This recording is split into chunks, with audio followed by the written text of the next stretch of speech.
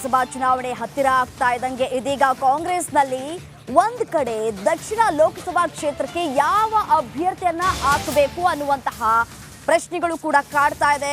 ಒಂದ್ ಕಡೆ ಕ್ಷೇತ್ರದ ಟೆನ್ಷನ್ ಕೂಡ ಹೆಚ್ಚಾಗ್ತಾ ಇದೆ. ಸೂಕ್ತ ಅಭ್ಯರ್ಥಿ ಇಲ್ಲದೆ ಕಾಂಗ್ರೆಸ್ ನಾಯಕರು ಪರದಾಟವನ್ನ ಪಡ್ತಾ ಇದ್ದಾರೆ.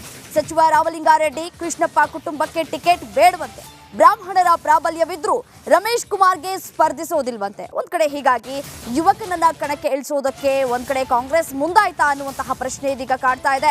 ಬೆಂಗಳೂರು ದಕ್ಷಿಣಕ್ಕೆ ಕಾಂಗ್ರೆಸ್ ವಕ್ತಾರ ನಿಕೇಶ್ ಹೆಸರು ಕೂಡ ಇದೀಗ ಮುನ್ನೆಲೆಗೆ ಬಂದಿದೆ. ತುಮಕೂರು ಟಿಕೆಟ್ಗೆ ಬೇಡಿಕೆಯನ್ನ ಇಟ್ಟಿದ್ರು ನಿಕೇಶ್ ರಾಜ್ ಮೌರ್ಯ. ಆದ್ರೆ ಬೆಂಗಳೂರು ದಕ್ಷಿಣಕ್ಕೆ ಈ ವಕ್ತಾರ ನಿಕೇಶ್ ಹೆಸರು ಕೂಡ ಮುನ್ನೆಲೆಗೆ ಬಂದಿದೆ.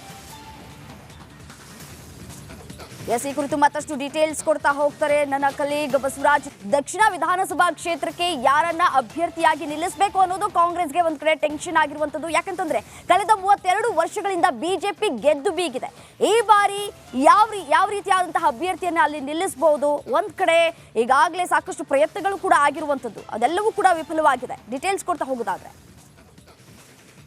ರಮ್ಯಾ, ಬೆಂಗಳೂರು ದಕ್ಷಿಣ ಲೋಕಸಭಾ ಕ್ಷೇತ್ರ ಏನಿದೆ ಅದು ಕಾಂಗ್ರೆಸ್ಗೆ ಯಾವತ್ತೂ ಕೂಡ ವರದಾನವಾಗಿ ಪರಿಣಮಿಸಿಲ್ಲ.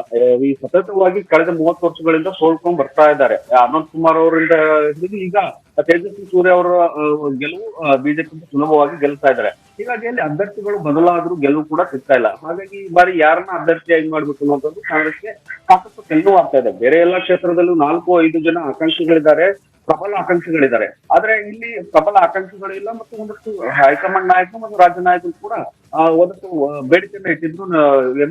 ಎಂ ಕೃಷ್ಣಪ್ಪ ಅವರ ಕುಟುಂಬಕ್ಕೂ ಕೂಡ ಇಬ್ಬರಲ್ಲಿ ಪ್ರಿಯಾ ಕೃಷ್ಣ ಮತ್ತು ಪ್ರದೀಪ್ ಕೃಷ್ಣ ನೀವು ಯಾರನ್ನಾದ್ರೂ ಒಬ್ಬರನ್ನ ಅಭ್ಯರ್ಥಿ ಮಾಡಿ ಅನ್ನುವಂಥದ್ದು ಮತ್ತು ರಾಮಲಿಂಗಾರೆಡ್ಡಿ ಅವರ ಪುತ್ರಿಯಾದಂತಹ ಸೌಮ್ಯಾರೆಡ್ಡಿ ಅವರು ಮಾಜಿ ಶಾಸಕರು ಕೂಡ ಅವ್ರಿಗೂ ಕೂಡ ನೀವು ಡಿಮಾಂಡ್ ಅನ್ನ ಕೊಟ್ಟಿದ್ರು. ನೀವು ಒಂದು ಅಲ್ಲಿ ಕ್ಷೇತ್ರದಲ್ಲಿ ಸ್ಪರ್ಧೆ ಮಾಡಿ ಅನ್ನುವಂಥದ್ದು ಇಬ್ಬರು ಕೂಡ ತಿರಸ್ಕಾರ ಮಾಡಿದ್ದಾರೆ. ಹಾಗಾಗಿ ಬ್ರಾಹ್ಮಣರ ಪ್ರಾಬಲ್ಯ ಕ್ಷೇತ್ರ ಅಂತ ರಮೇಶ್ ಕುಮಾರ್ ಅವರು ಅವರು ಮಾಜಿ ಸ್ಪೀಕರ್ ಆಗಿದ್ದವರು ಈ ಬಾರಿ ಚುನಾವಣೆ ಸೋತಿದ್ದಾರೆ. ಹಾಗಾಗಿ ಅವ್ರಿಗೂ ಕೂಡ ಆಫರ್ ಕೊಟ್ಟರು ಕೂಡ ಅಲ್ಲಿ ಯಾರು ಕೂಡ ನಿಲ್ಲಕ್ಕೆ ಮುಂದೆ ಬರ್ತಿಲ್ಲ. ಈಗ ಬಸವರಾಜ್, ಥ್ಯಾಂಕ್ ಯು ತಮ್ಮೆಲ್ಲ ಮಾಹಿತಿಗಾಗಿ.